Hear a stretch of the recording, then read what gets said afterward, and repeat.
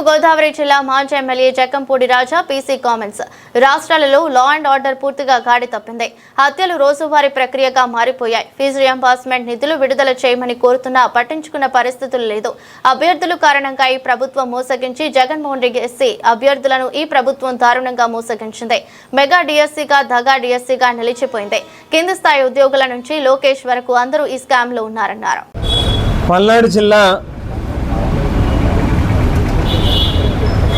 రెంటిచింతల మండలానికి సంబంధించి చెన్నారెడ్డి గారు మా వైఎస్ఆర్ కాంగ్రెస్ పార్టీ రాష్ట్ర యోజన విభాగంలో ప్రధాన కార్యదర్శిగా ఉన్నటువంటి వ్యక్తిని అతి దారుణంగా హత్య చేశారు. రాష్ట్రంలో పూర్తిగా లా అండ్ ఆర్డర్ అనేటువంటిది గాడి తప్పింది.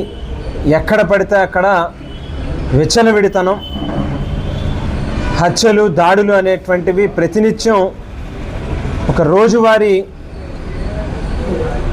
ప్రక్రియ కింద మారిపోయినటువంటి పరిస్థితి కనిపిస్తాం. రాష్ట్రంలో ఉన్నటువంటి నిరుద్యోగ యువత అందరూ ఏదైతే ఫీజు రియంబర్స్మెంట్కి సంబంధించినటువంటి బిల్లుల్ని విడుదల చేయండి అని ఎన్నికల్లో ఒకానొక ప్రధానమైనటువంటి వాగ్దానంగా ఇచ్చినటువంటి నిరుద్యోగ యువతకి 3,000 రూపాయలు భృతిస్తామని చెప్పారు.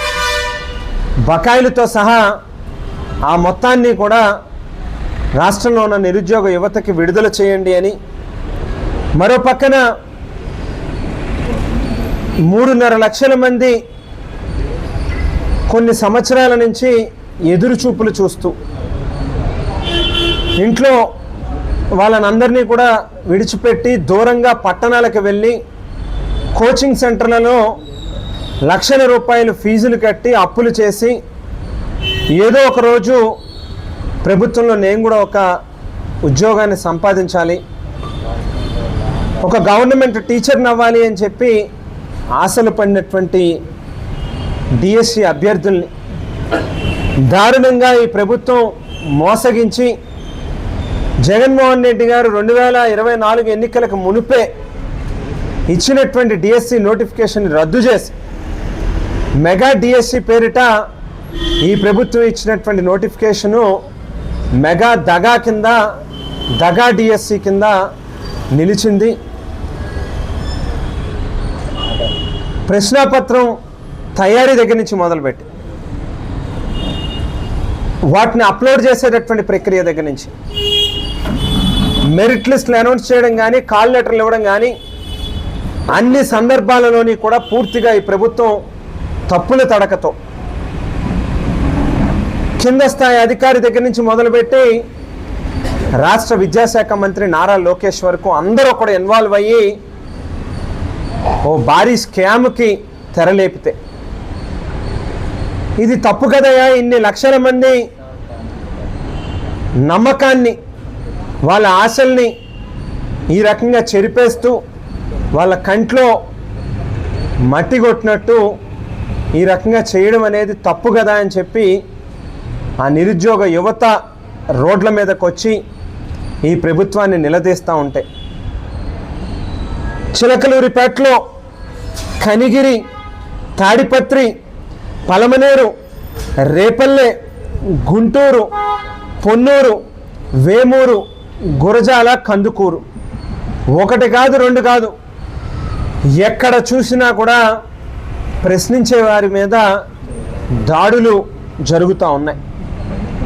ఎంత దారుణంగానంటే టీడీపీ గోండాలు